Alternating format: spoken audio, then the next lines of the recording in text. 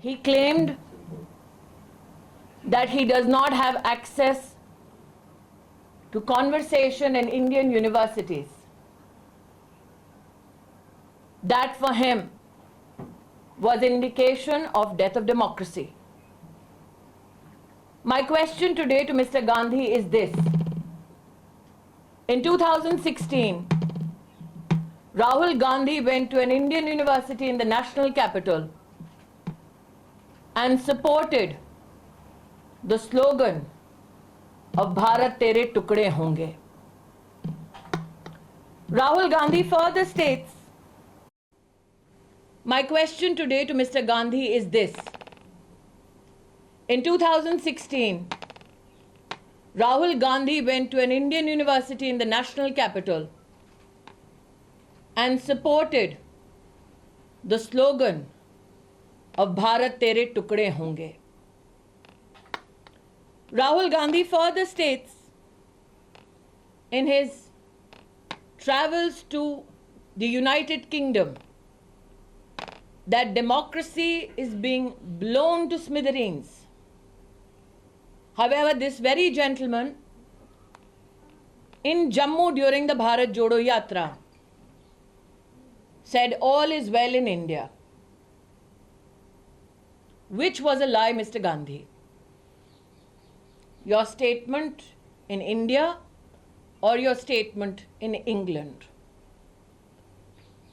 That Rahul Gandhi attacked not only the magnificence of the Indian Parliament, but also the supremacy of institutions such as the Supreme Court of India, the Election Commission of India, is now known to every Indian citizen.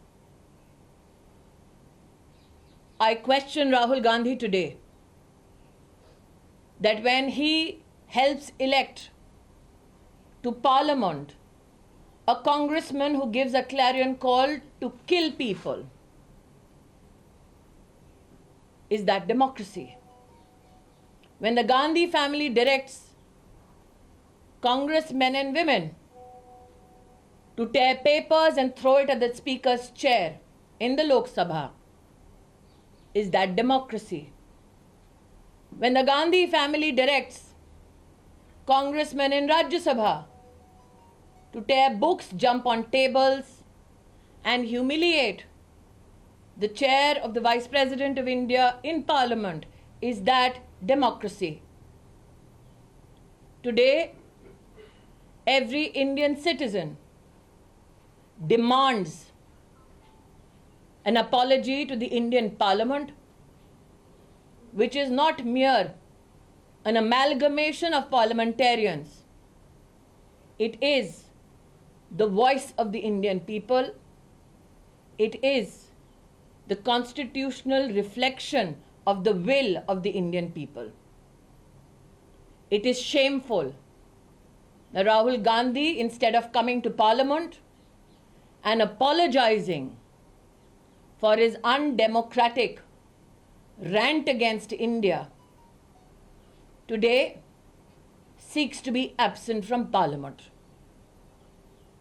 Democracy, Mr. Gandhi, is not in peril. The Congress party has been brought to political perish by the people of India for this very behavior that you exhibited against the nation state overseas.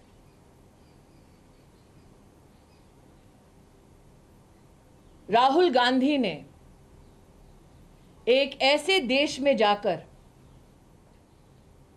विदेशी ताकतों का आह्वान किया जिसका इतिहास रहा है भारत को गुलाम बनाने का। भारत की लोकतांत्रिक व्यवस्थाओं की धज्जियां उड़ाते हुए राहुल गांधी ने यह खेद व्यक्त किया कि क्यों विदेशी ताकतें आकर भारत पर धावा नहीं बोलती। उनका द्वेष प्रधानमंत्री मोदी जी के लिए भारत के प्रति द्वेष में तब्दील हो चुका है। मैं आज राहुल गांधी से पूछना चाहती हूं, आपने जाकर विदेश में कहा कि आपको हिंदुस्तान की किसी यूनिवर्सिटी में बोलने का अधिकार नहीं, तो 2016 में देश की राजधानी में एक यूनिवर्सिटी में जाकर इस बात तक का आपने समर्थन कर दिया जब नारा लगा भारत तेरे टुकड़े होंगे। वो क्या था राहुल गांधी?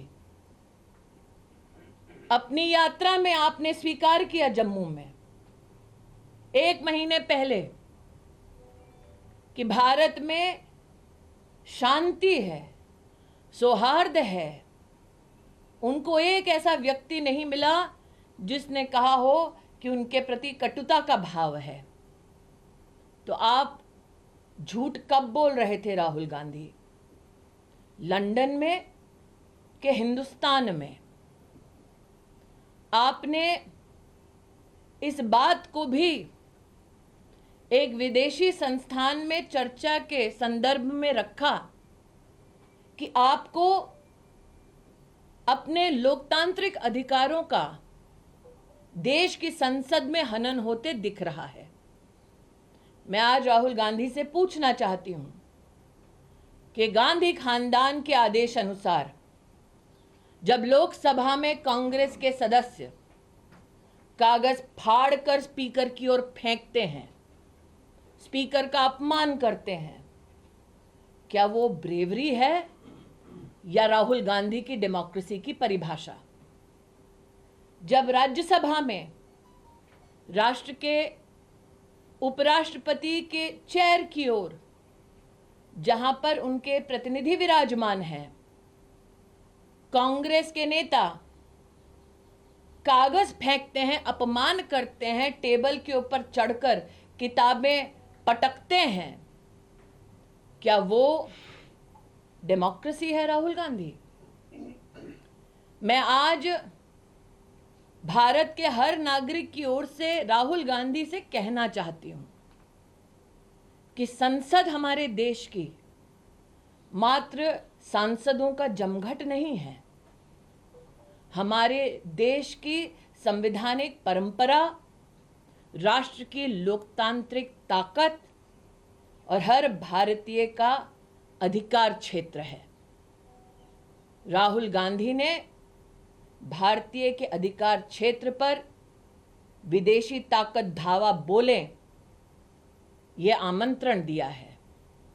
राहुल गांधी ने विदेशी ताकत आके भारतीय संसदीय परंपरा को छिन्न भिन्न कर दें ये आह्वान किया है। राहुल गांधी भूल गए हैं कि संसद पर पताका लहराता है भारत का झंडा, जिसके लिए लाखों ने कुर्बानी दी। राहुल गांधी का संसदीय परंपरा का अपमान करना ऐसे राष्ट्रभक्तों का, उनके बलिदानों का और देश की लोकतांत्रिक व्यवस्था का और देश के हर नागरिक जो वोट करने जाता है उसका अपमान है। राजनीति में हार जीत राजनीतिक परंपराओं का हिस्सा है, लेकिन राष्ट्रनीति ये कहती है कि अपने राजनीतिक लाभ के लिए अपने पैरों तले देश की संसद को अगर रोधने का दुस्साहस करोगे तो देश जवाब मांगेगा, देश की संसद जवाब मांगेगी। आज मैं राहुल गांधी से कहना चाहती हूं, संसद से भागने की बजाय आकर संसद में माफी मांगे, क्योंकि अपमान उन्होंने देश की संसद, देश की संविधान और देश के वोटर का किया है। बहुत बड़ा हमला स्मृति ईरानी की तरफ से। विदेश की धरती पर जाकर राहुल गांधी ने देश का अपमान किया। राहुल गांधी टुकड़े टुकड़े गैंग के साथ हैं।